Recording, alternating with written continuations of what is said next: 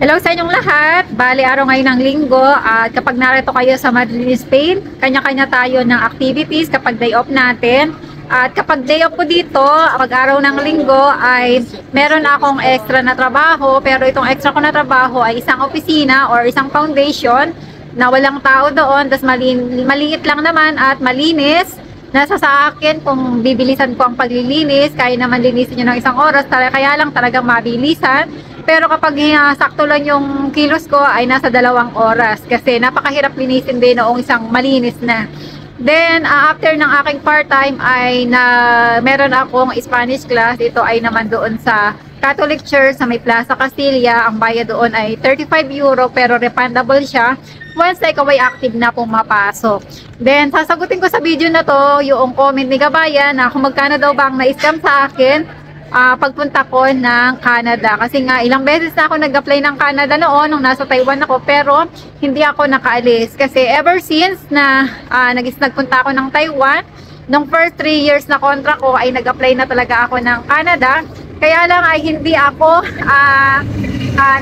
nakakaalis kasi nga siguro hindi para sa akin yon. Pero una ko kasing apply, nagbayad muna ako ng 1,000 doon sa unang-unang in-applyan ko, kaya lang walang nangyari. Then sumunod, nag-apply ako sa yung talagang ma-scam ako, nasa 50 mahigit yun na $90. Andito na yung tren na sasakyan ko. Ayun, tapos nasa 50, bali sa post office nagbabayad, then hindi na namin naasikaso. Tapos yung sumunod ay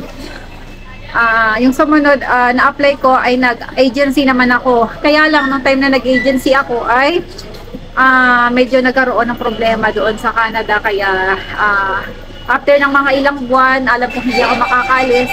Dinaka-out ko kasi nga meron akong alam ng agent na napaalis na yung iba namin katrabaho doon sa company.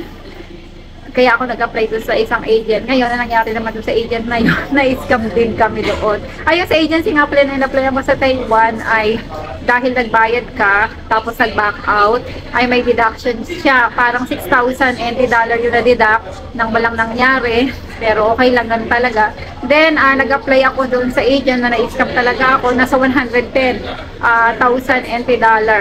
Sa lahat-lahat ng nagastos ko, sa lahat ng application ko, simulat sa poll ay nasa 300. Kulang-kulang 300,000 sa pesos. Ayun. Kaya ganun kalaki ang nawala sa akin sa pangarap ko na makapunta ng Canada. Kaya lang, hindi talaga yun ang para sa akin. Kaya kung sino man sa inyo nangangarap na pumunta ng Europe o kung saan mang bansayaan ay subukan nyo, try nyo yung best nyo, huwag nyo agad sukuan. Pero kung sa palagay nyo naman ay nakakailang try na kayo, baka hindi lang talaga yun ang para sa inyo. Merong mas magandang opportunity na nag-aantay sa inyo, katulad na nangyari sa akin, na hindi pala ako pang Canada, kundi pang Europe lang pala ako.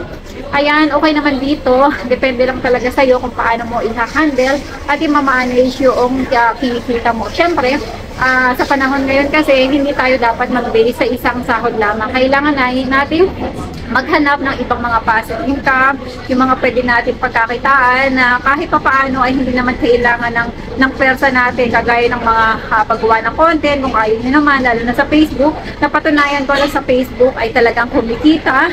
Basta gumawa ka lang ng mga content mo, mag-post ka. Basta kailangan lang talaga na ma-monetize. Tapos, manood tayo ng mga tutorial para alam natin yung mga bawal. Kasi nga, unfortunately, yung isa kong account sa Facebook na ginagamit sa pagre-reels, sumasahod na ako doon. Kaya lang ay dahil sa maling comment ko ay nagkaroon ako ng violation at yung monetization tools ko ay nawala. Sa pagkakaalam ko ay kailangan ko magantay ng 1 taon bago mawala yon, kaya gumawa na ako ng panibago. Sa panahon ngayon ay bawal talaga umasa sa isang income lang. Kaya kung ano yung kakayahan nyo, kung ano yung alam nyo, at kung meron kayong mahahanap na extra na trabaho or part-time kung saan man kayo naroon, o kaya pagdating na dito sa Spain ay i-grab nyo kasi sayang, malaking bagay yun, lalo na kapag kinonvert natin sa pakalaking halaga yan. Ayan, sana sa video ito ay meron akong na-share sa inyo at sana kayo magsawang mag-comment at sasagutin ko ang inyong mga comments sa lalong madaling panahon. Maraming salamat!